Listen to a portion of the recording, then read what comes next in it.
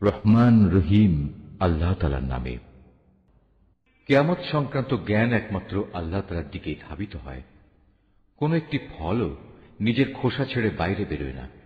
কোন একটি নারীও নিজের গর্ভে সন্তান ধারণ করে না, না সে সন্তান প্রসব করে, যার পূর্ণ জ্ঞান আল্লাহ তাআলার কাছে মজুদ থাকে না। যেদিন আল্লাহ তাআলা ওদের ডেকে বলবেন, কোথায় আজ আমার অংশীদাররা? তারা বলবে, হে মালিক, আমরা তোমার কাছে এ নিবেদন করছি, আজ আমাদের মাঝে সাক্ষ্য দেওয়ার জন্য কেউই মজুদ নেই। এরা আগে যাদের ডাকত তারা আজ হারিয়ে যাবে। এরা বুঝতে পারবে তাদের জন্য আর উদ্ধারের কোনো জায়গাই অবশিষ্ট নেই। মানুষ কখনো বৈষয়িক কল্যাণ লাভের জন্য দোয়া করা থেকে ক্লান্তি বোধ করে না। অবশ্য যখন কোনো দুঃখ দৈন্য তাকে স্পর্শ করে তখন সে সম্পূর্ণরূপে নিরাশ হয়ে পড়ে। যদি দুঃখ কষ্ট স্পর্শ করার পর আমি তাকে অনুগ্রহের স্বাদ আস্বাদন করাই, তখন আবার সে বলে, এ তো আমার প্রাপ্য ছিল। আমি এটাও মনে করি না সত্যি সত্যি কিয়ামত প্রতিষ্ঠিত হবে। তাছাড়া যদি আমাকে একদিন মালিকের কাছে ফেরত পাঠানোই হয়, তাহলে আমার জন্য তার কাছে শুধু কল্যাণই থাকবে। আমি সেদিন কাফেরদের অবশ্যই বলে দেব দুনিয়ার জীবনে তারা কি কি করত, অতঃপর সে অনুযায়ী আমি তাদের কঠোর আযাব আস্বাদন করাব। আমি যখন মানুষের উপর কোনো অনুগ্রহ করি তখন সে মুখ ফিরিয়ে নেয় এবং উল্টো দিকে ফিরে যায়। আবার যখন তাকে কোনো অনিষ্ট এসে স্পর্শ করে তখন সে দীর্ঘ দোয়া নিয়ে আমার সামনে হাজির হয়। হে নবী, মানুষদের বলো, তোমরা কখনো একথা ভেবে দেখেছ কি, যদি এ কোরআন সত্যি আল্লাহ তাআলার কাছ থেকে এসে থাকে এবং এ সত্ত্বেও তোমরা একে প্রত্যাখ্যান করো, তাহলে তার চাইতে বেশি গোমরা আর কে হবে, যে ব্যক্তি এর মারাত্মক বিরুদ্ধ আচরণে লিপ্ত আছে। অচিরেই আমি আমার কুদরতের নিদর্শনসমূহ দিগন্ত বলয়ে প্রদর্শন করব এবং তাদের নিজেদের মধ্যেও তা আমি দেখিয়ে দেব, যতক্ষণ পর্যন্ত তাদের উপর এটা পরিষ্কার হয়ে যায় যে এ কোরআনই মূলত সত্য। হে নবী, তোমার জন্য এ কথা কি যথেষ্ট নয়? তোমার মালিক তোমার সব কিছু সম্পর্কে অবহিত। জেনে রেখো, এরা কিন্তু এদের মালিকের সাথে সাক্ষাৎকারের ব্যাপারেই সন্দিহান। আরো জেনে রেখো, এদের সব কিছুই আল্লাহ তাআলা পরিবেষ্টন করে আছেন। সূরা আশ-শূরা, রহমান রহিম আল্লাহ তাআলার নামে। হামিম আইন সিন কাফ। হে নবী, এভাবেই আল্লাহ তাআলা তোমার উপর এই সূরাগুলো নাজিল করছেন। তোমার পূর্ববর্তী নবীদের কাছেও তিনি তা নাজিল করেছেন। আল্লাহ তাআলা পরাক্রমশালী, প্রজ্ঞাময়। আসমান সমূহে যা কিছু আছে জমিনে, সব কিছুই তাঁর মালিকানাধীন। তিনি সমুন্নত, তিনি মহান। আল্লাহ তাআলার ভয়ে আসমান সমূহ তাদের উপরিভাগ থেকে ফেটে পড়ার উপক্রম হয়েছিল। এ সময় ফেরেশতারা তাদের মহান মালিকের পবিত্রতা ও মহিমা ঘোষণা করতে থাকে। তারা দুনিয়াবাসীদের জন্যও তখন আল্লাহ তাআলার কাছে ক্ষমা প্রার্থনা করতে শুরু করে। তোমরা জেনে রেখো, আল্লাহ তাআলা হচ্ছেন ক্ষমাশীল, পরম দয়ালু। হে নবী, যারা আল্লাহ তাআলাকে বাদ দিয়ে অন্যদের অভিভাবক বানিয়ে নিয়েছে, আল্লাহ তাআলা তাদের উপর নজর রাখছেন। তুমি তো এদের উপর তত্ত্বাবধায়ক নও। এভাবেই হে নবী, এই আরবি কোরআন আমি তোমার উপর নাজিল করেছি, যাতে করে তুমি এর দ্বারা মক্কাবাসীদের ও তার আশেপাশে যারা বসবাস করে তাদের জাহান্নামের আযাব সম্পর্কে সতর্ক করে দিতে পারো। বিশেষ করে তাদের তুমি কিয়ামতের মহাসমাবেশের দিন সম্পর্কেও হুঁশিয়ার করতে পারো, যেদিনের ব্যাপারে কোন রকম সন্দেহ শোভা নেই। আর আল্লাহ তাআলার বিচারে সেদিন একদল লোক জান্নাতে আর একদল লোক জাহান্নামে প্রবেশ করবে। আল্লাহ তাআলা চাইলে সমগ্র মানব সন্তানকে একটি অখণ্ড জাতিতে পরিণত করতে পারতেন, কিন্তু তিনি যাকে ইচ্ছা করেন তাকে নিজ অনুগ্রহে প্রবেশ করান। আর জালেমদের ব্যাপারে আল্লাহ তাআলার সিদ্ধান্ত হচ্ছে, তাদের কোথাও কোনো অভিভাবক থাকবে না কোনো সাহায্যকারীও। এরা কি আল্লাহ তাআলাকে বাদ দিয়ে অন্যদের অভিভাবক বানিয়ে নিয়েছে? অথচ অভিভাবক তো কেবল আল্লাহ তাআলাই। তিনি মৃতকে জীবিত করেন, তিনি সর্ববিষয়ের উপর প্রবল শক্তিমান। হে মানুষ, তোমরা যে বিষয়ে মতবিরোধ করো তার ফয়সালা তো আল্লাহ তাআলারই হাতে। বলো, হে নবী, এ হচ্ছেন আল্লাহ তাআলা, তিনি আমার মালিক, আমি তার উপরেই নির্ভর করি। যাবতীয় প্রয়োজনে আমি তার দিকেই রুজু করি। তিনি আসমান সমূহ ও জমিনের সৃষ্টিকর্তা। তিনি তোমাদের নিজেদের মধ্যে থেকে তোমাদের জন্য যুগল সৃষ্টি করেছেন। তিনি পশুদের মাঝেও তাদের জোড়া সৃষ্টি করেছেন। এভাবেই তিনি সেখানে তোমাদের বংশ বিস্তার করেন। সৃষ্টিলোকে কোনো কিছুই তাঁর সদৃশ নয়। তিনি সর্বশ্রোতা, তিনি সর্বদ্রষ্টা। আসমান সমূহ ও জমিনের সমস্ত চাবিকাঠি তাঁরই হাতে। তিনি যার জন্য ইচ্ছা করেন রিজিক বাড়িয়ে দেন, আবার যার জন্য চান সংকুচিত করেন। নিশ্চয়ই তিনি প্রত্যেকটি বিষয় সম্পর্কে সম্যক অবগত রয়েছেন। হে মানুষ, আল্লাহ তাআলা তোমাদের জন্য সে দিনই নির্ধারিত করেছেন যার আদেশ তিনি দিয়েছিলেন নূহকে, এবং যা আমি তোমার কাছে ওহী করে পাঠিয়েছি, উপরন্তু যার আদেশ আমি ইব্রাহিম, মূসা ও ঈসাকে দিয়েছিলাম। এদের সবাইকে আমি বলেছিলাম, তোমরা এই জীবন বিধান সমাজে প্রতিষ্ঠিত করো এবং কখনো এতে অনৈক্য সৃষ্টি করো না।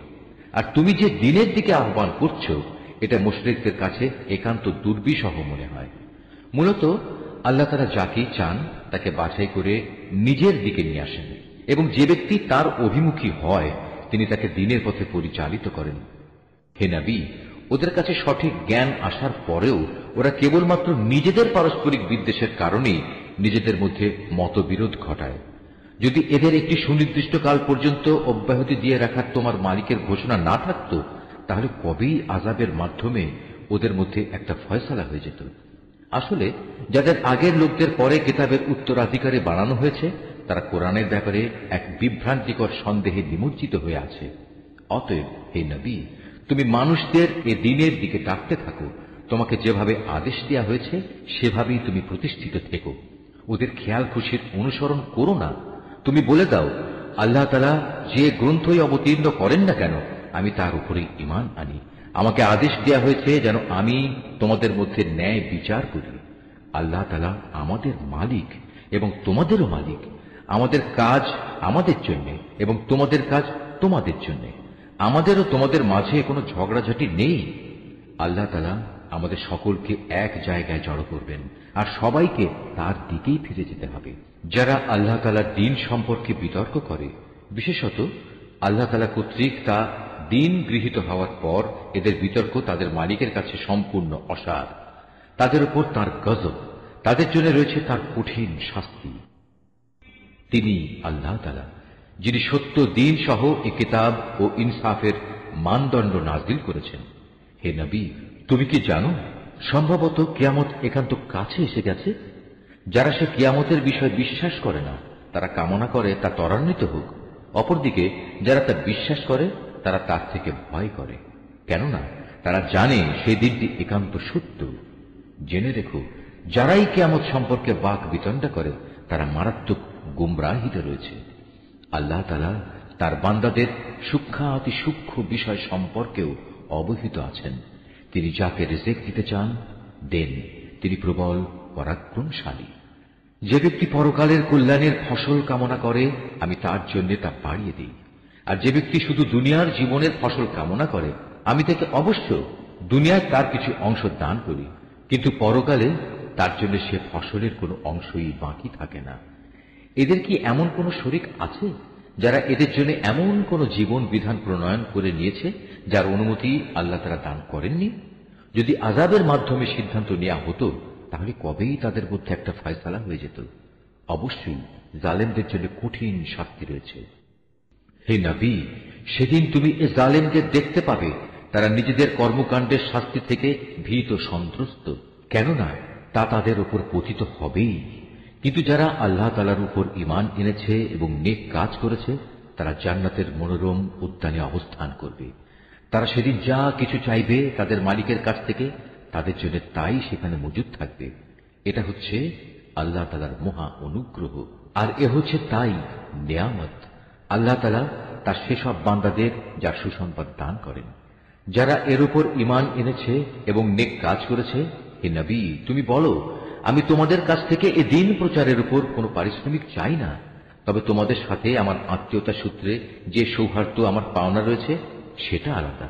যে ব্যক্তি কোনো নেক কাজ করে, তার জন্য আমি তার সে নেক কাজে অতিরিক্ত কিছু সৌন্দর্য যোগ করে দিই।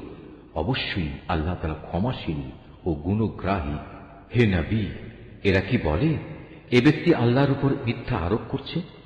অথচ আল্লাহ তাআলা চাইলে তোমার দিলের উপর মোহর মেরে দিতে পারতেন। আল্লাহ তাআলা বাতিলকে এমনিই মিটিয়ে দেন এবং সত্যকে তার বাণী দ্বারা সত্য প্রমাণ করে দেখিয়ে দেন। অবশ্যই মানুষের অন্তরে যা কিছু আছে সে সম্পর্কে তিনি সবিশেষ অবহিত রয়েছেন।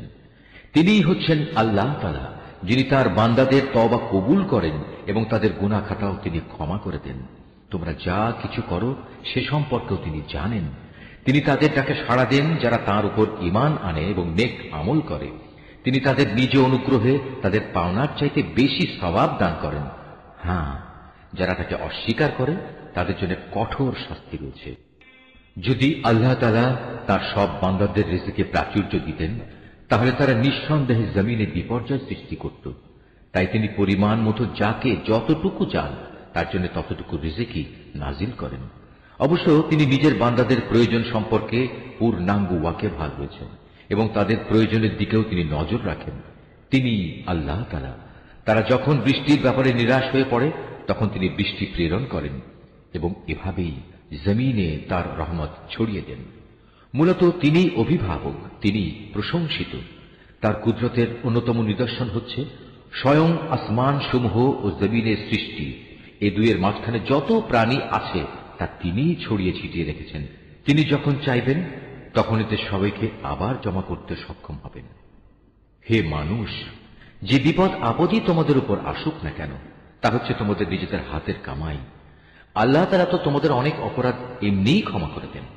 তোমরা জমিনে আল্লাহকে ব্যর্থ করে দিতে পারবে না। তিনি ছাড়া তোমাদের কোনো অভিভাবক নেই, নেই কোনো সাহায্যকারীও। আল্লাহ তাআলার কুদরতের নিদর্শন সমূহের মধ্যে সমুদ্রে বাতাসের বেগে বেয়ে চলা পাহাড় সম জাহাজগুলো অন্যতম। তিনি ইচ্ছা করলে বাতাস স্তব্ধ করে দিতে পারেন।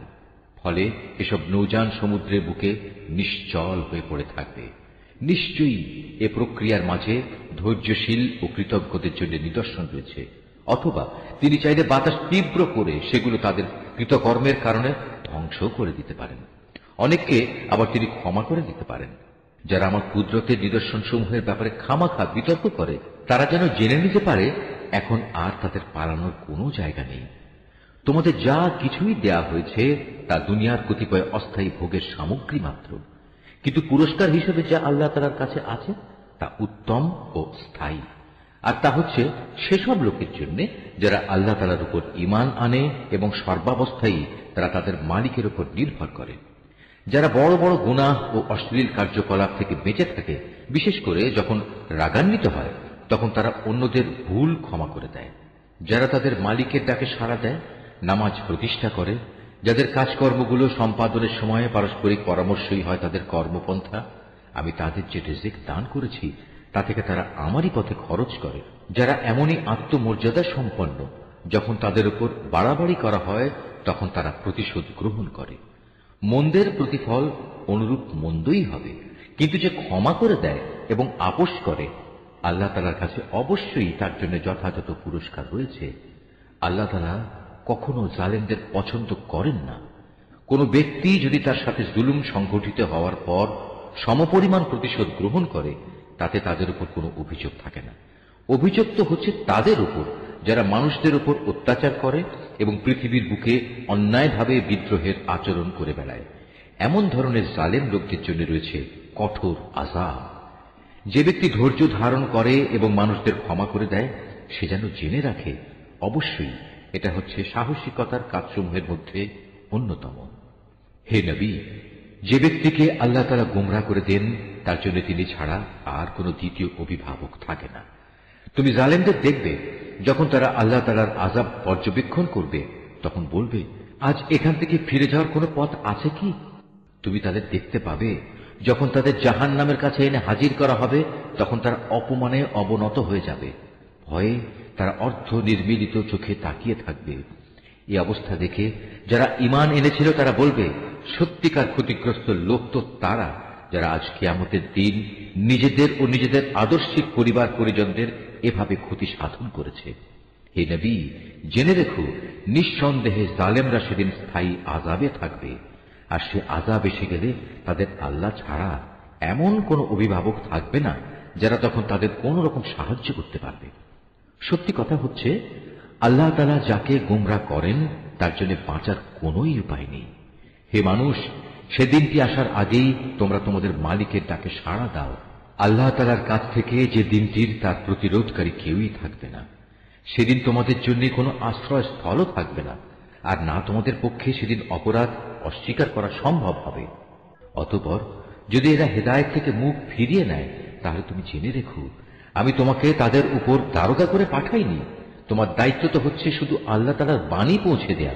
যখন আমি মানুষদের আমার রহমতের স্বাদ আস্বাদন করাই, তখন সে ভীষণ উল্লসিত হয়।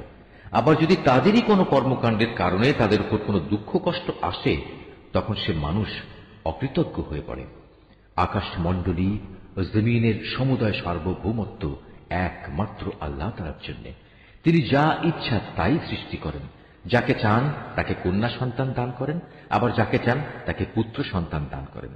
যাকে চান তাকে পুত্র কন্যা উভয়টাই দান করেন, আবার যাকে চান তাকে তিনি বন্ধা করে দেন। নিঃসন্দেহে তিনি বেশি জানেন, ক্ষমতাও তিনি বেশি রাখেন। আসলে কোনো মানুষের জন্য এটা সম্ভব নয় যে আল্লাহ তাআলা সরাসরি তার সাথে কথা বলবেন। অবশ্য ওহী দ্বারা অথবা পর্দার অন্তরাল থেকে কিংবা ওহী নিয়ে তিনি কোনো দূত তার কাছে পাঠাবেন, এবং সে দূত তারই অনুমতিক্রমে তিনি যখন যেভাবে চাইবেন বান্দার কাছে ওহী পৌঁছে দেবে। নিশ্চয়ই তিনি উচ্চ মর্যাদাশীল, প্রজ্ঞাময়, কুশলী। এমনি ভাবি, হে নবী, আমি আমার আদেশে দ্বীনের এর রূহ তোমার কাছে ওহী করে পাঠিয়েছি। নতুবা তুমি তো আদৌ জানতেই না আল্লাহ তাআলার কিতাব কি, না তুমি জানতে ঈমান কি কাকে বলে। কিন্তু আমি এর রূহকে একটি নূরে পরিণত করে দিয়েছি, যার দ্বারা আমি আমার বান্দাদের যাকে চাই তাকে দ্বীনের পথ দেখাই, এবং আমার আদেশ ক্রমে তুমিও মানুষদের সঠিক পথ দেখিয়ে যাচ্ছ। সে পথ আল্লাহ তাআলারই পথ। আসমান সমূহে ও জমিনে যা কিছু আছে সব কিছু আল্লাহ তাআলার জন্য। শুনে দেখো, পরিশেষে সব কিছু আল্লাহ তাআলার দিকেই ধাবিত হয়। সূরা আয-যুখরুফ। রহমান রহিম আল্লাহ তাআলার নামে। হামিম। সুস্পষ্ট কিতাবের শপথ। আমি কে আরবি ভাষার কোরআন বানিয়েছি, যাতে করে তোমরা এটা অনুধাবন করতে পারো। এ মহাগ্রন্থ কোরআন আমার কাছে সমুন্নত ও অটল অবস্থায় মজুদ রয়েছে। হে নবী, তুমি বলো, আমি কি সংশোধনের কর্মসূচি থেকে সম্পর্কহীন হয়ে তোমাদের উপদেশ দেওয়ার কাজ শুধু এ কারণেই ছেড়ে দেব যে তোমরা একটি সীমা লঙ্ঘনকারী সম্প্রদায়? আগের লোকদের মাঝে আমি কত নবী না পাঠিয়েছি। তাদের অবস্থা ছিল, যে নবী তাদের কাছে আসত ওরা তার সাথেই ঠাট্টা বিদ্রূপ করত। তাদের মধ্যে যারা শক্তি সামর্থ্যে প্রবল ছিল, আমি তাদের সবাইকে ধ্বংস করে দিয়েছি। এ ধরনের উদাহরণ আগে তো অনেকগুলোই অতিবাহিত হয়ে গেছে। তুমি যদি ওদের জিজ্ঞেস করো আসমান সমূহ ও জমিন কে সৃষ্টি করেছেন, তবে তারা অবশ্যই বলবে, এগুলো তো সবই পরাক্রমশালী ও সর্বজ্ঞ আল্লাহ তাআলাই পয়দা করেছেন, যিনি তোমাদের জন্য পৃথিবীকে বিছানা সদৃশ করেছেন, তাতে পথঘাট বানিয়েছেন যাতে করে তোমরা গন্তব্যস্থলে পৌঁছতে পারো। তিনি আসমান থেকে পরিমাণ মতো পানি বর্ষণ করেছেন এবং তা দিয়ে মৃত ভূখণ্ডকে জীবন দান করেছেন। একইভাবে তোমরাও একদিন পুনরুত্থিত হবে। তিনি সব কিছুই জোড়ায় জোড়ায় পয়দা করেছেন। তিনি তোমাদের জন্য নৌকা ও চতুষ্পদ জন্তু বানিয়েছেন, যেন তোমরা তার উপর আরোহণ করো, যাতে করে তোমরা তাদের পিঠে স্থির হয়ে বসতে পারো। সেগুলোর উপর সুস্থির হয়ে বসার পর তোমরা তোমাদের মালিকের অনুগ্রহের কথা স্মরণ করো এবং বলো, পবিত্র ও মহান তিনি, যিনি আমাদের জন্য একে বশীভূত করে দিয়েছেন। অন্যথায় আমরা তো তা বশীভূত করার কাজে সামর্থ্যবান ছিলাম না। আর নিঃসন্দেহে আমরা আমাদের মালিকের দিকেই ফিরে যাব। এ সত্ত্বেও এরা আল্লাহ তাআলার বান্দাদের মধ্যে থেকে কার জন্য তার সার্বভৌমত্বের কিছু অংশ দান করে? মানুষ স্পষ্টতই বড় অকৃতজ্ঞ। রুকু 2। আল্লাহ তাআলা কি তার নিজস্ব সৃষ্টি থেকে কন্যা সন্তানই বাছাই করেছেন আর তোমাদের জন্য মনোনীত করেছেন পুত্র সন্তান? অথচ যখন এদের কাউকে এসে কন্যা সন্তানের সুসংবাদ দেয়া হয়, যার বর্ণনা ওরা দয়াময় আল্লাহ তাআলার জন্য দিয়ে রেখেছে, তখন তার নিজের চেহারাই কালো হয়ে যায় এবং সে মনস্তাপকৃষ্ট হয়ে পড়ে। এ কি আশ্চর্য! কন্যা সন্তান, যারা সাজ অলঙ্কারে লালিত পালিত হয়, যারা নিজেদের সমর্থনে যুক্তিতর্কের বেলায়ও অগ্রণী হতে পারে না, তাদেরই তারা আল্লাহ তাআলার জন্য রাখল। শুধু তাই নয়, এরা আল্লাহ তাআলার ফেরেশতাদেরও, যারা দয়াময় আল্লাহ তাআলার বান্দা মাত্র, নারী বলে স্থির করে নিল ফেরেশতাদের সৃষ্টির সময় এরা কি সেখানে মজুদ ছিল যে তারা জানে এরা নর না নারী? তাদের এ দাবিগুলো ভালো করে লিখে রাখা হবে এবং কিয়ামতের দিন তাদের এই ব্যাপারে জিজ্ঞেস করা হবে। এরা আরো বলে, দয়াময় আল্লাহ তাআলা ইচ্ছা না করলে আমরা কখনো এ ফেরেশতাদের ইবাদত করতাম না। এদের কাছে আসলে এ ব্যাপারে কোনো জ্ঞানই নেই। এরা শুধু অনুমানের উপরই ভর করে চলে। আমি কি এর আগে তাদের অন্য কোনো কিতাব দিয়েছিলাম যা ওরা আজ আঁকড়ে ধরে আছে?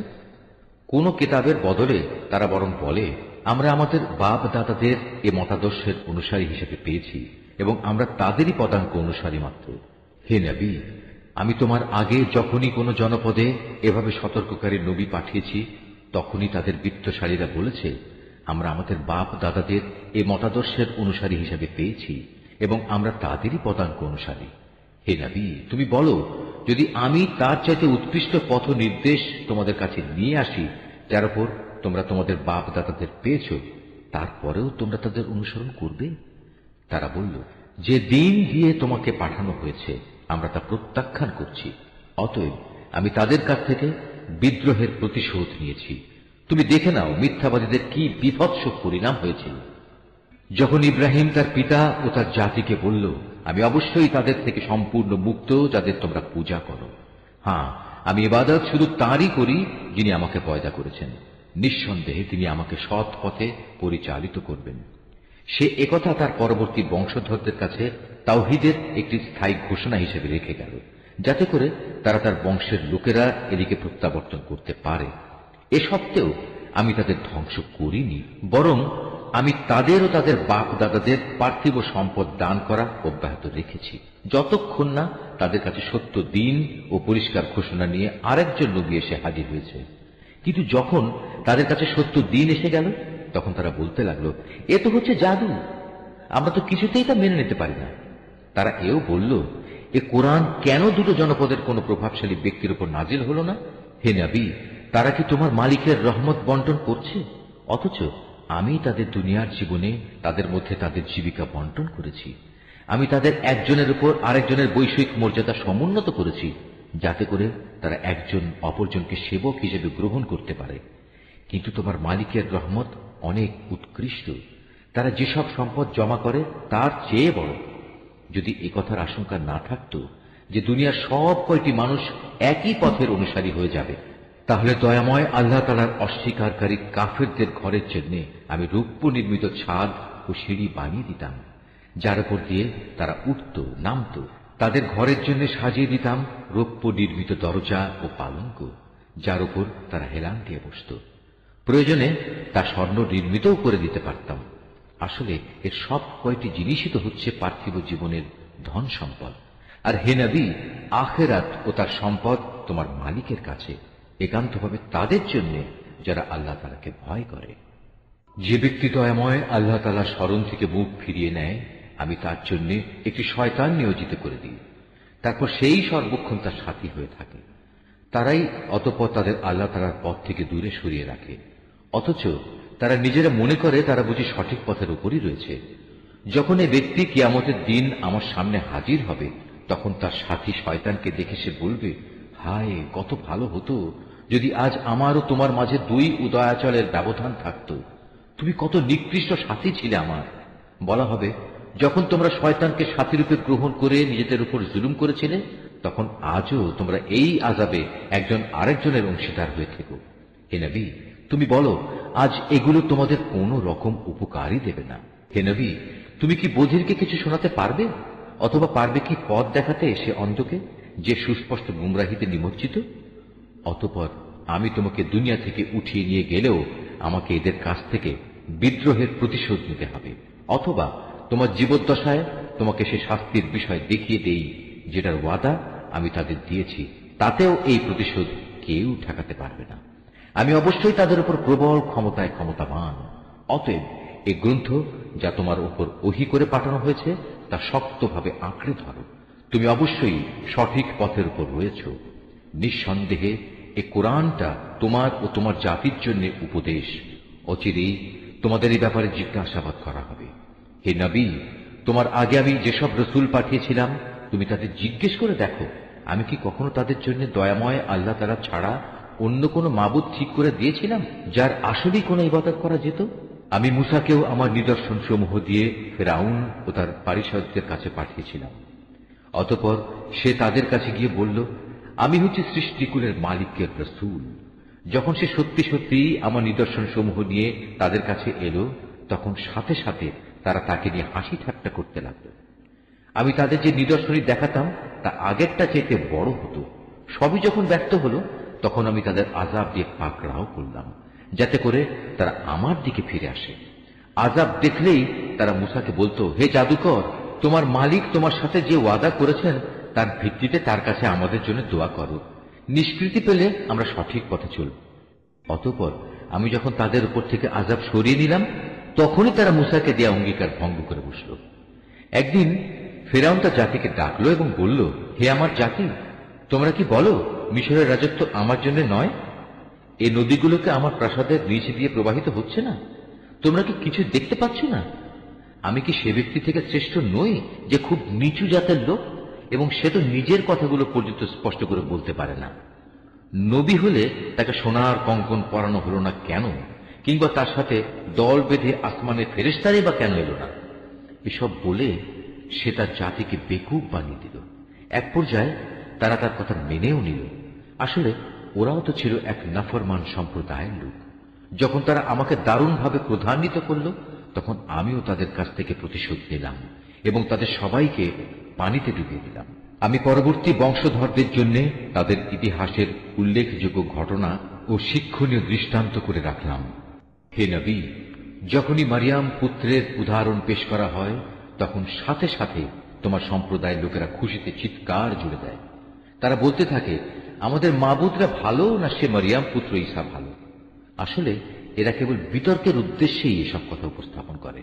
বরং এরা তো কলহপরায়ণ জাতিই বটে। মূলত সে ছিল আমারই একজন বান্দা, যার উপর আমি অনুগ্রহ করেছিলাম। তাকে বনী ইসরায়েলদের জন্য আমি আমার কুদরতের একটা অনুকরণীয় আদর্শ বানিয়েছিলাম।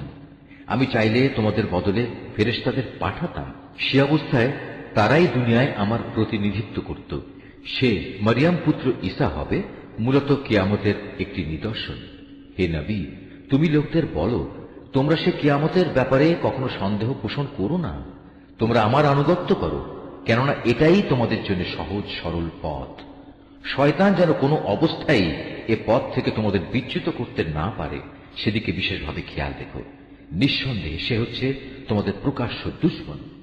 ঈসা যখন স্পষ্ট দলিল প্রমাণ নিয়ে এলো, তখন সে তার লোকদের বলল, আমি তোমাদের কাছে প্রজ্ঞা নিয়ে এসেছি, এবং তোমরা যে আমার অবস্থান সম্পর্কে নানা মতবিরোধ করছো তা আমি তোমাদের স্পষ্ট করে বলে দেব। অতএব তোমরা আল্লাহ তাআলার আযাবকে ভয় করো এবং আমার কথা শোনো।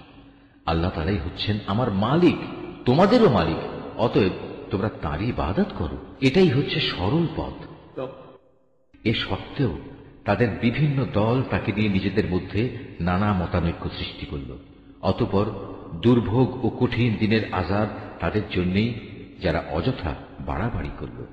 তারা কি ফয়সালার জন্য কিয়ামতের ক্ষণটি আসা অপেক্ষা করছে? তা কিন্তু একদিন আকস্মিকভাবেই তাদের উপর এসে পড়বে এবং তারা টেরও পাবে না। সেদিন দুনিয়ার বন্ধুরা সবাই একে অপরের দুশমন হয়ে যাবে। অবশ্য যারা আল্লাহ তাআলাকে ভয় করেছে তাদের কথা আলাদা। সেদিন আমি পরেশগার বান্দাদের বলবো, হে আমার বান্দারা, আজ তোমাদের কোনো ডর ভয় নেই, না তোমরা আজ দুশ্চিন্তাগ্রস্ত হবে। এরা হচ্ছে সেসব লোক যারা দুনিয়াতে আমার আয়াতসমূহের উপর ঈমান এনেছে। মূলত তারা ছিল আমার অনুগত বান্দা। আমি আরো বলবো, তোমরা এবং তোমাদের সঙ্গী সঙ্গিনীরা জান্নাতে প্রবেশ করো। সেখানে তোমাদের সম্মানজনক মেহমানদারি করা হবে। সেখানে তাদের উপর সোনার থালা ও পান পাত্রের প্রচুর আনাগোনা চলবে। যা কিছুই তাদের মন চাইবে এবং যা কিছুই তাদের দৃষ্টিতে ভালো লাগবে, তা সবই সেখানে মজুদ থাকবে। উপরন্তু তাদের বলা হবে, তোমরা এখানে চিরদিন থাকবে। আর এটা হচ্ছে সেই চিরস্থায়ী জান্নাত যার আজ তোমরা উত্তরাধিকারী হলে। এটা হচ্ছে তোমাদের সে নেক আমলের বিনিময় যা তোমরা দুনিয়ার জীবনে করে এসেছো। এখানে তোমাদের জন্য প্রচুর পরিমাণ ফল পাকড়া মজুদ থাকবে, যা থেকে তোমরা প্রাণ ভরে খেতে পারবে। অপরদিকে অপরাধীরা থাকবে জাহান্নামে, সেখানে তারা থাকবে চিরদিন। মুহূর্তের জন্যও তার শাস্তি তাদের থেকে লঘু করা হবে না এবং একান্ত হতাশ হয়েই তারা সেখানে পড়ে থাকবে। এ আযাব দিয়ে কিন্তু আমি তাদের উপর মোটেই জুলুম করিনি, বরং তারা বিদ্রোহ করে নিজেরাই নিজেদের উপর জুলুম করেছে। ওরা জাহান্নামের প্রহরীকে ডেকে বলবে, ও হে প্রহরী, আজ তোমার প্রতিপালক যদি মৃত্যুর মাধ্যমে আমাদের ব্যাপারটা শেষ করে দিতেন তাহলেই ভালো হতো। সে প্রহরী বলবে, না, তা কিছুতেই হবার নয়। এভাবেই তোমাদের এখানে চিরকাল পড়ে থাকতে হবে। নবী বলবে, আমি অবশ্যই তোমাদের কাছে সত্য দিন নিয়ে এসেছিলাম, কিন্তু তোমাদের অধিকাংশ লোকই এ থেকে অনীহা প্রকাশ করেছিল। তারা কি নবীকে কষ্ট দেওয়ার পরিকল্পনা গ্রহণ করেই ফেলেছে? তাহলে তারা শুনুক, আমিও তাকে কষ্ট থেকে বাঁচানোর আমার পরিকল্পনা চূড়ান্ত করে রেখেছি। তারা কি ধরে নিয়েছে আমি তাদের গোপন কথা ও সলা পরামর্শ সমূহ শুনতে পাই না? অবশ্যই আমি তা শুনতে পাই। তাছাড়া আমার পাঠানো ফেরেশতা যারা তাদের ঘাড়ের পাশে বসে আছে তারাও তো সব লিখে রাখছে। হে নবী, তুমি এদের বলো, যদি দয়াময় আল্লাহ তাআলার কোনো সন্তান থাকত তাহলে আমি তার প্রথম ইবাদত গুজারদের মধ্যে অগ্রণী হতাম। আল্লাহ তাআলা অনেক পবিত্র, তিনি আসমান সমূহ ও জমিনের মালিক, মহান আরশের তিনি অধিপতি। এরা যা কিছু তার সম্পর্কে বলে তিনি তা থেকে পবিত্র। অতএব হে নবী, তুমি এদের সেদিন পর্যন্ত অর্থহীন কথাবার্তা ও খেলাধুলায় মত্ত থাকতে দাও, যখন তারা সে কঠিন দিনটির সম্মুখীন হবে যার ওয়াদা বারবার তাদের কাছে করা হয়েছে। তিনি হচ্ছেন আসমানেও মাবুদ, জমিনেও মাবুদ। তিনি বিজ্ঞ, কুশলী, সর্বজ্ঞ। প্রভূত বরকতময় তিনি। আসমান সমূহ, জমিন ও এ উভয়ের মধ্যবর্তী স্থানে যেখানে যা কিছু আছে, এ সব কিছুর একক সার্বভৌমত্ব তার জন্যে। কিয়ামতের সঠিক খবর তার কাছেই রয়েছে। পরিশেষে তোমাদের সবাইকে তার কাছেই ফিরে যেতে হবে। তাকে বাদ দিয়ে এরা অন্য যেসব মাবুদকে ডাকে তারা তো আল্লাহ তাআলার কাছে সুপারিশের কোনো ক্ষমতাই রাখে না। তবে যারা সত্যের পক্ষে সাক্ষ্য দেবে তাদের কথা আলাদা। হে নবী, তুমি যদি তাদের জিজ্ঞেস করো কে তাদের পয়দা করেছেন, তারা বলবে অবশ্যই আল্লাহ তাআলা। তাহলে বলো, তোমরা তাকে বাদ দিয়ে কোথায় কোথায় ঠোকর খাচ্ছ? আল্লাহ তাআলা তার রাসূলের এ বক্তব্য সম্পর্কেও জানেন। হে আমার মালিক, এরা হচ্ছে এমন লোক যারা কখনোই ঈমান আনবে না। হে রাসূল, অতঃপর তুমি এদের থেকে বিমুখ থাকো। এদের ব্যাপার ক্ষমা সুন্দর দৃষ্টিতে দেখো এবং তাদের উদ্দেশ্যে বলো সালাম, কেননা অচিরেই ওরা সত্য মিথ্যা জানতে পারবে। সূরা আদ-দুখান। রহমান রহিম আল্লাহ তাআলার নামে। হামিম, সুস্পষ্ট কিতাবের শপথ। আমি একে একটি মর্যাদাপূর্ণ রাতে নাজিল করেছি। অবশ্যই আমি হচ্ছি জাহান্নাম থেকে সতর্ককারী। সে সময়ের মধ্যে প্রত্যেকটি গুরুত্বপূর্ণ কাজের ফয়সালা স্থিরীকৃত হয়। তা স্থিরীকৃত হয় আমারই আদেশক্রমে কাজ সম্পাদনের জন্য। আমি নিঃসন্দেহে আমার দূত পাঠিয়ে থাকি। এটা সম্পন্ন হয় তোমার মালিকের একান্ত অনুগ্রহে। অবশ্যই তিনি সব কিছু শোনেন, সব কিছু জানেন। তিনি আসমান সমূহ, জমিন এবং এদের উভয়ের মাঝখানে যা কিছু আছে তার সব কিছুর মালিক। যদি তোমরা ঈমানদার হও তাহলে তোমরা অযথা বিতর্কে লিপ্ত হইও না। তিনি ছাড়া আর কোনই মাবুদ নেই। তিনি জীবন দান করেন, তিনিই মৃত্যু ঘটান। তিনি তোমাদের মালিক এবং তোমাদের বাপ দাদাদেরও মালিক। এ সত্ত্বেও তারা সন্দেহের বশবর্তী হয়ে এর সাথে খেল তামাশা করে চলেছে। অতএব হে নবী, তুমি সেদিনের অপেক্ষা করো যেদিন আকাশ তার স্পষ্ট ধোঁয়া নিচের দিকে ছেড়ে দেবে। তা অল্প সময়ের মধ্যে গোটা মানুষদের গ্রাস করে ফেলবে। এটা হবে এক কঠিন শাস্তি। তখন তারা বলবে, হে আমাদের মালিক, আমাদের কাছ থেকে এ আযাব সরিয়ে নাও, আমরা এক্ষুনি ঈমান আনছি। কিন্তু এখন আর তাদের উপদেশ গ্রহণ করার সুযোগ কোথায়? তাদের কাছে সুস্পষ্ট মর্যাদাবান রাসূল তো এসেই গেছে। তা সত্ত্বেও তারা তার থেকে মুখ ফিরিয়ে নিয়েছে। তারা বলেছে, এগুলো হচ্ছে পাগল ব্যক্তির শেখানো কতিপয় বুলি। আমি যদি কিছু সময়ের জন্য আযাব সরিয়েও দেই তাতে কি লাভ? তোমরা তো আবার তাই করবে। একদিন আমি কঠোরভাবে এদের পাকড়াও করব এবং এদের কাছ থেকে আমি পুরোপুরি প্রতিশোধ নেব। এদের আগে আমি ফেরাউনের জাতির লোকদেরও পরীক্ষা করেছি। তাদের কাছেও আমার একজন সম্মানিত রাসূল মূসা এসেছিল। সে ফেরাউনের লোকদের বলল, আল্লাহ তাআলার এই বান্দাদের তোমরা আমার কাছে দিয়ে দাও, কেননা আমি তোমাদের কাছে একজন বিশ্বস্ত নবী হয়ে এসেছি। সে বলল, তোমরা আল্লাহ তাআলার সাথে বিদ্রোহ করো না। আমি তো নবুয়তের একটি সুস্পষ্ট প্রমাণ তোমাদের কাছে উপস্থাপন করছি। তোমরা যাতে আমাকে পাথর মেরে হত্যা করতে না পারো সেজন্য আমি আমার মালিক ও তোমাদের মালিকের কাছে আগেই পানা চেয়ে নিয়েছি। যদি তোমরা আমার উপর ঈমান না আনো তাহলে আমার কাছ থেকে দূরে থাকো। অতঃপর সে এদের নাফরমানি দেখে তার মালিকের কাছে দোয়া করল, হে আমার মালিক, এরা হচ্ছে একটি নাফরমান জাতি, তুমি আমাকে এদের কাছ থেকে মুক্তি দাও। আমি বললাম, তুমি আমার বান্দাদের সাথে করে রাতে রাতেই এ জনপদ থেকে বেরিয়ে পড়ো, সাবধান থেকো, ফিরআউনের পক্ষ থেকে কিন্তু তোমাদের পশ্চাৎধাবন করা হবে। সমুদ্রকে শান্ত রেখে তুমি পার হয়ে যেও, নিঃসন্দেহে তারা হবে একটি নিমজ্জিত বাহিনী। যাবার সময় ওরা নিজেদের পেছনে কত উদ্যান, কত ঝর্ণা ফেলে গেছে, কত ক্ষেতের ফসল, কত সুরম্য প্রাসাদ, আরো কত বিলাস সামগ্রী, যাতে ওরা নিমগ্ন থাকত। এভাবেই আমি আর এক জাতিকে এ সব কিছুর উত্তরাধিকারী বানিয়ে দিলাম। এই ঘটনার ফলে ওদের উপর না আসমান কোন রকম অশ্রুপাত করল, না জমিন ওদের এ পরিণামে একটু কাঁদল। আযাব আসার পর তাদের আর কোনো অবকাশই দেয়া হল না। আমি অবশ্যই বনী ইসরায়েলদের এক অপমানজনক শাস্তি থেকে উদ্ধার করেছি। ফিরআউন ও তার গোলামীর শৃঙ্খল থেকে তাদের আমি নাজাত দিয়েছি। অবশ্যই সে ছিল সীমা লঙ্ঘনকারী নাফরমানদের মধ্যে শীর্ষস্থানীয় ব্যক্তি। আমি তাদের বনী ইসরায়েলদের দুনিয়ার উপর জ্ঞানের শ্রেষ্ঠত্ব দান করেছি। আমি তাদের এমন কতিপয় নিদর্শন দিয়েছি যাতে তাদের জন্য সুস্পষ্ট পরীক্ষা নিহিত ছিল। এই মূর্খ লোকেরা মুসলমানদের বলতো, এটা হচ্ছে আমাদের প্রথম মৃত্যু, আমরা আর কখনো পুনরুত্থিত হব না। তোমরা যদি কিয়ামত ও পুনরুত্থান সম্পর্কে সত্যবাদী হও তাহলে আমাদের পূর্বপুরুষদের কবর থেকে নিয়ে এসো। শক্তি সামর্থ্যের দিক থেকে কি তারা বড়, না তুব্বা জাতি ও তাদের আগে যারা ছিল তারা বড়? আমি তাদের মতো শক্তিশালীদেরও ধ্বংস করে দিয়েছি, কেননা তারা ছিল জঘন্য নাফরমান জাতি। আমি আসমান সমূহ, জমিন এবং এদের উভয়ের মাঝখানে যা কিছু আছে তার কোনোটাই খেল তামাশার ছলে পয়দা করিনি। এগুলো আমি যথাযথ উদ্দেশ্য ছাড়াও সৃষ্টি করিনি, কিন্তু অধিকাংশ মানুষ সৃষ্টির এ উদ্দেশ্য সম্পর্কে কিছুই জানে না।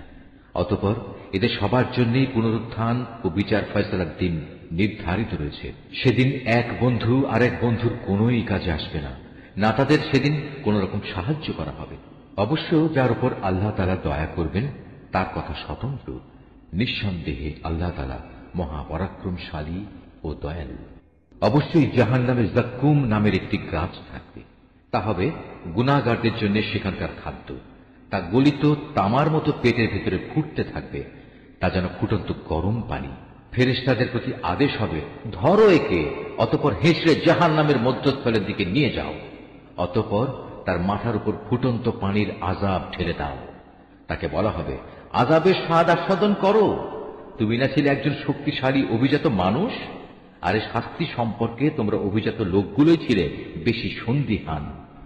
অপরদিকে পরহেজগার লোকেরা নিরাপদ ও অনাবিল শান্তির জায়গা থাকবে। মনোরম উদ্যানে ও অমীয় ঝর্ণাধারায় মিহি ও পুরু রেশমি বস্ত্র পরিধান করে এরা একে অপরের সামনাসামনি হয়ে বসবে, এমনই হবে তাদের পুরস্কার। উপরন্তু তাদের আমি দেব আয়তলোচনা পরমা সুন্দরী হুর।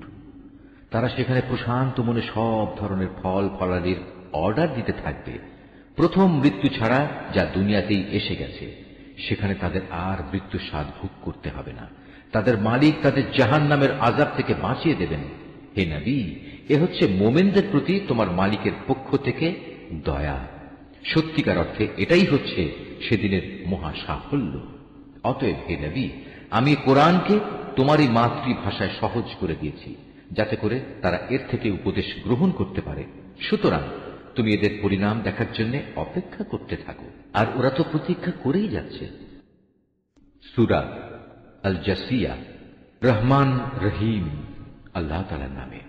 হামিম। পরাক্রমশালী প্রজ্ঞাময় আল্লাহ তাআলার কাছ থেকেই এ কিতাবের অবতরণ।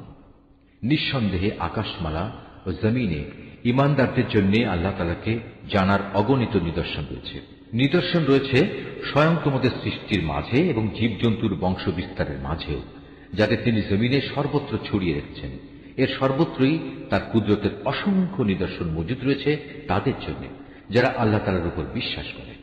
একইভাবে নিদর্শন রয়েছে রাত দিনের পরিবর্তনের মাঝে, যে রিজিক বিভিন্নভাবে আল্লাহ তাআলা আসমান থেকে পাঠান, যা দিয়ে জমিনকে তার মৃত্যুর পর পুনরায় তিনি জীবিত করে তোলেন, তার মাঝেও।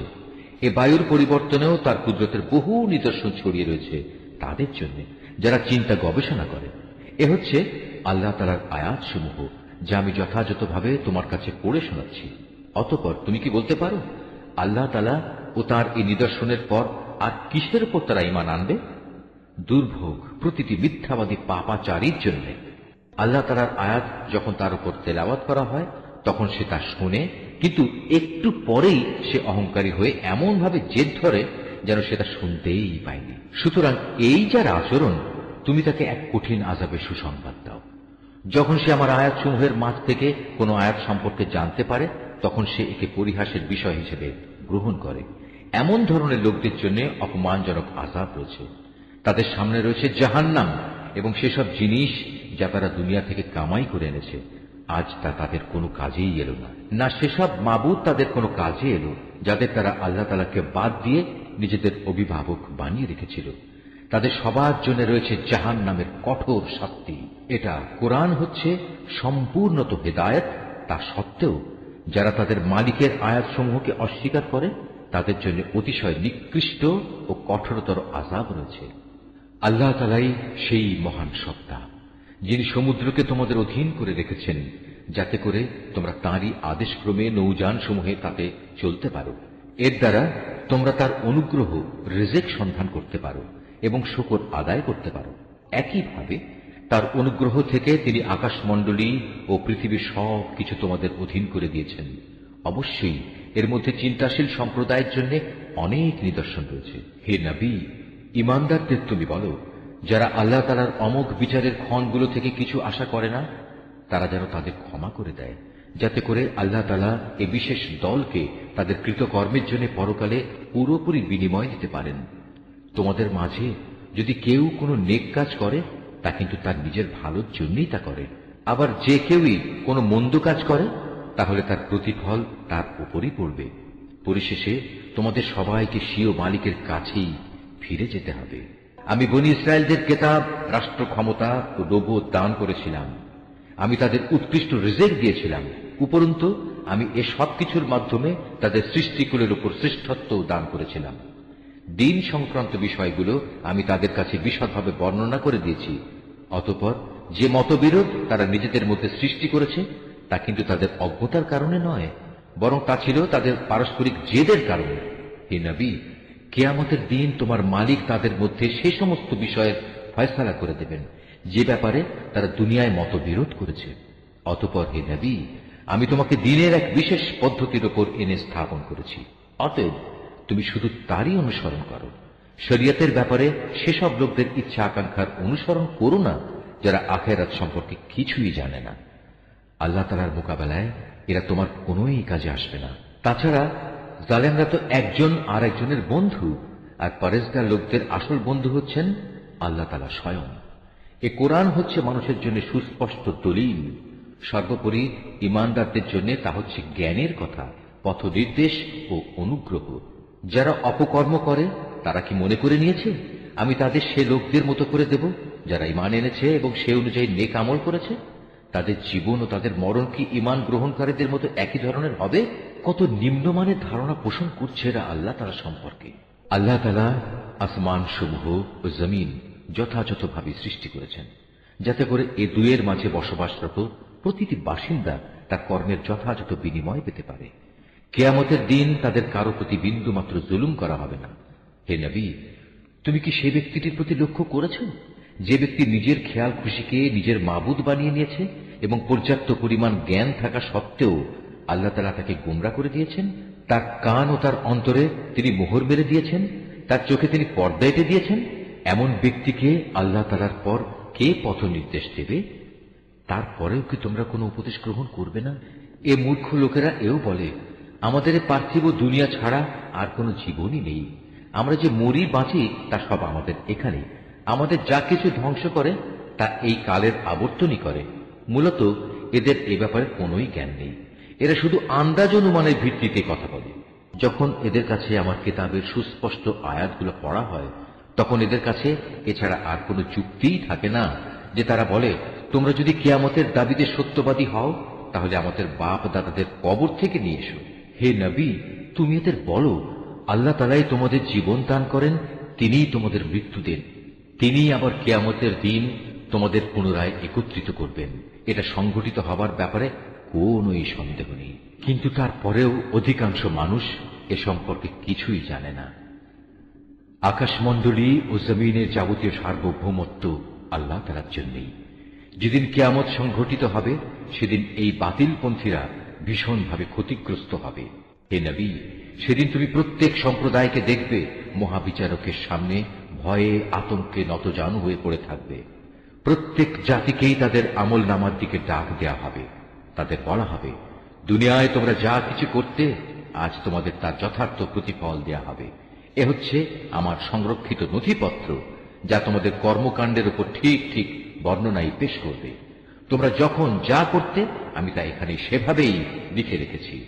যারা ঈমান এনেছে এবং নেক কাজ করেছে, আজ তাদের মালিক তাদের তার অনুগ্রহে জান্নাতে দাখিল করাবেন, আর এটাই হবে চরমতম সাফল্য। অপরদিকে যারা কুফরি অবলম্বন করেছে, আমি তাদের বলবো, তোমাদের সামনে কি আমার আয়াতসমূহ বারবার পড়ে শোনানো হতো না? কিন্তু এ সত্ত্বেও তোমরা ঔদ্ধত্য প্রকাশ করেছিলে। মূলত তোমরা ছিলে একেবারেই নাফরমান জাতি। যখন তোমাদের বলা হতো আল্লাহ তাআলার ওয়াদা সত্য এবং কিয়ামত সংঘটিত হওয়ার মধ্যে কোন রকম সন্দেহ নেই, তখন তোমরা অহংকার করে বলতে, কিয়ামত আবার কি? আমরা জানি না, আমরা এ ব্যাপারে সামান্য কিছু ধারণাই করতে পারি মাত্র। কিন্তু আমরা তো তাতে বিশ্বাসীও নই। সেদিন তাদের মন্দ কাজগুলো তাদের কাছে স্পষ্ট প্রকাশ হয়ে পড়বে এবং সে বিষয়টি তাদের পরিবেষ্টন করে নেবে, যে ব্যাপারে তারা হাসি ঠাট্টা করে বেড়াত। ওদের তখন বলা হবে, আজ আমি তোমাদের জেনে শুনেই ভুলে যাব। ঠিক যেভাবে তোমরা দুনিয়ায় থাকতে এই দিনের সাক্ষাৎকে ভুলে গিয়েছিলে, আজ তোমাদের ঠিকানা হবে জাহান্নামের আগুন। সে আগুন থেকে বাঁচার জন্য এখানে তোমরা কোনোই সাহায্যকারী পাবে না। এ কারণেই তোমাদের শাস্তি দেয়া হল। তোমরা আল্লাহ তাআলার আয়াতসমূহ নিয়ে হাসি তামাশা করতে এবং তোমাদের পার্থিব জীবন দারুণভাবে তোমাদের প্রতারিত করে রেখেছিল। সুতরাং আজ তাদের জাহান্নাম থেকে বের করা হবে না, না আল্লাহ তাআলার দরবারে তাদের কোন রকম অজুহাত পেশ করার সুযোগ দেয়া হবে। অতএব সমস্ত প্রশংসা আল্লাহ তাআলার জন্য, যিনি আসমান সমূহের মালিক, তিনি জমিনের মালিক, তিনি মালিক গোটা সৃষ্টিকুলের। আকাশমণ্ডলী এবং জমিনের সমস্ত গৌরব ও মাহাত্ম্য তাঁর জন্যই নিবেদিত। তিনি মহাপরাক্রমশালী ও প্রজ্ঞাময়। নিশ্চয়ই আল্লাহ যা বলেছেন সত্য বলেছেন।